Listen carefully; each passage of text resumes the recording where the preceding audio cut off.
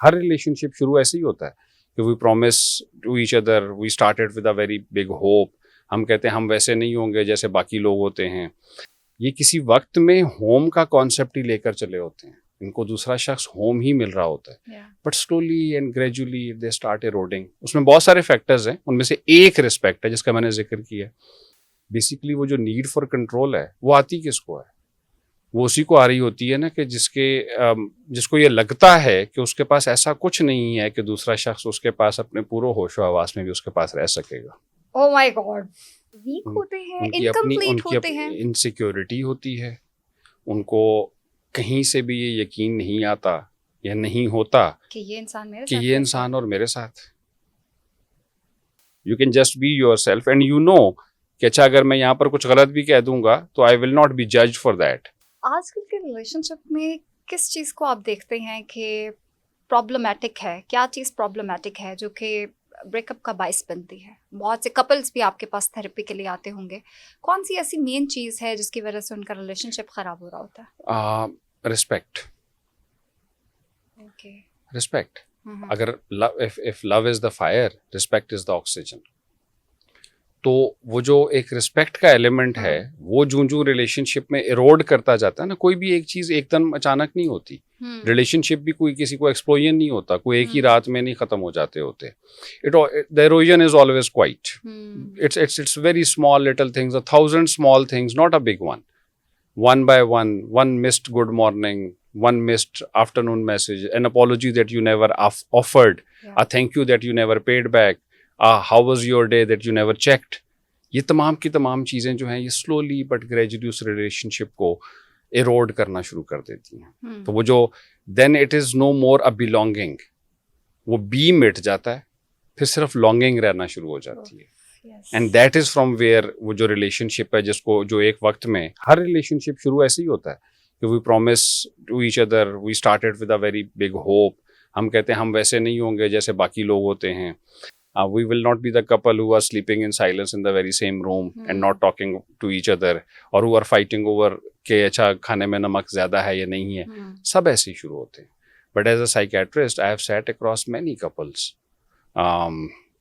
जिनके दिमाग में यही बात चल रही होती थी through their very painful intimate raw moments, and they had all such dreams, and then अभी वो मेरे सामने बैठे हुए होते हैं and they are, some of them are smiling, some of them are whispering, some of them are crying, some of them are yelling, some not talking at all.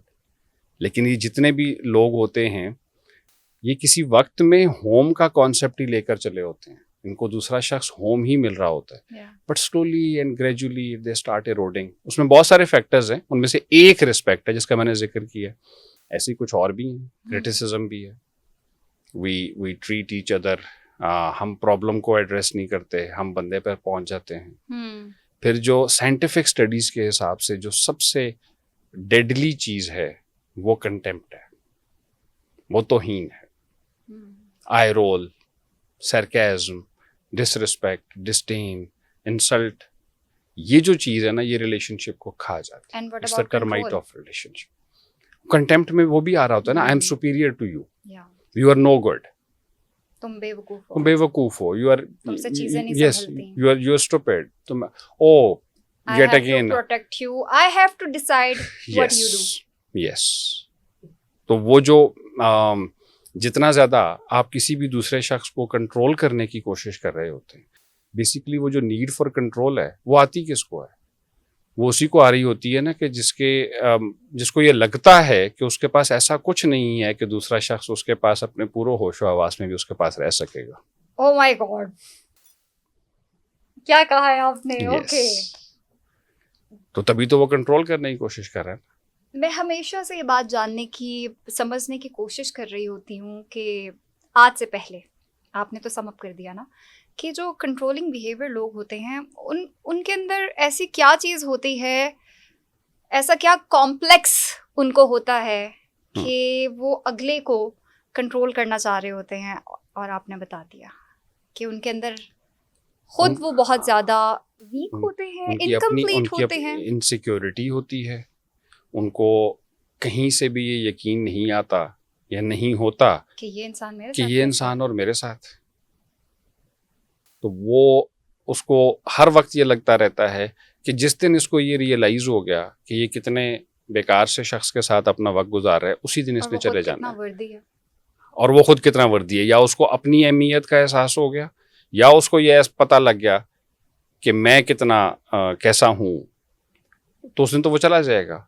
तो अब वो हर और वक्त, लेकिन वो ऐसा होता भी है फिर, हाँ तो होता भी है, चला इट ओनली जाता है। प्रूव्स।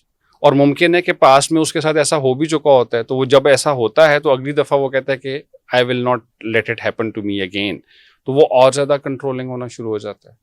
और इस चक्कर में वो किसी दूसरे इंसान का बेड़ा गर्क कर देता है, उसकी मेंटल हेल्थ का। ऑफ कोर्स, क्योंकि पौधा भी है तो उसको अपने फलने फूलने के लिए एक खुली Space फिजा चाहिए। चाहिए, एक स्पेस चाहिए। उसको भी आप घर के अंदर डाल दें, उसके इर्द गिर्द भी आपको कोई ऐसा कंटेनर लगा दें जिससे उसकी शाखें भी बाहर ना निकल, सूख जाएगा। तो आप तो इंसान हैं, हम तो इंसान हैं। हम एक हद, हम अटैच भी रहना चाहते हैं, वो हमारी ज़रूरत भी होती है, लेकिन हमारी पर्सनल स्पेस अपनी जगह पर उसी तरह से होनी चाहिए। जैसे हम घर में होते हैं, तो अब घर में होने का मतलब ये नहीं है ना कि आप हर वक्त घर में होंगे। आप घर से बाहर काम पे भी निकलेंगे या बाकी लोगों से भी मिलने जाएंगे, और फिर आप घर भी वापस आएंगे। तो एग्जैक्टली रिलेशनशिप में भी ऐसा ही है कि एक उस रिलेशनशिप की अपनी जगह है, एक उसकी अपनी स्पेस है, वहां पर आप कंफर्टेबल भी हैं, वहां पर you can be your self, you have to you can drop the performance, you can just be yourself, and you know कि अच्छा अगर मैं यहाँ पर कुछ गलत भी कह दूंगा तो I will not be judged for that,